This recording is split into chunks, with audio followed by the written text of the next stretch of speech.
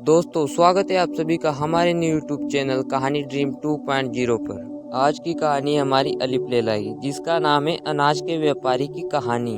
चलिए वीडियो को शुरू करते हैं।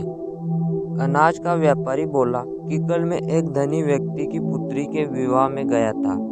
नगर के बहुत से प्रतिष्ठित व्यक्ति उसमें शामिल थे। शादी की रस्में पूरी होने पर दावत हुई और नाना प्रकार के व्यंजन परोसे गए। एक थाल में मसालेदार स्वादिष्ट लहसुन का व्यंजन रखा था जिन्हें उठा उठाकर हर आदमी रुचि पूर्वक खा रहा था, किंतु एक आदमी उसे नहीं खाता था। पूछने पर उसने बताया कि मैंने एक बार लहसुन के कारण ऐसा घोर कष्ट उठाया कि अभी तक नहीं भूला। सब लोग की उत्कंठा और बढ़ी और सब उस व्यंजन को खाने के लिए उस पर जोर डालने लगे। गृह स्वामी ने कहा कि यदि आप इसे नहीं खाएंगे तो मैं समझूंगा कि मेरे अन्न का आपने निरादर किया है। उस पर बहुत जोर डाला गया तो उसने कहा, मैं इसे चख तो लेता हूँ, किंतु इसके बाद में 40 बार फला घास की राख से और 100 बार साबुन से हाथ धोऊंगा। मैंने यह सौगंध खाई है कि इसी प्रकार से लहसुन खा सकता हूँ। मैं अपनी प्रतिज्ञा को भंग नहीं कर सकता। गृह स्वामी ने ढेर सारी विशेष राख, साबुन और गर्म पानी का प्रबंध कर दिया।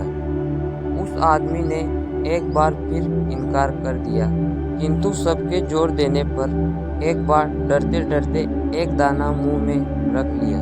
हम लोगों को उसकी हिचक से आश्चर्य हुआ और इस बात से भी कि उसके केवल 4 उंगलियां से खाया, अंगूठे का प्रयोग नहीं किया गया।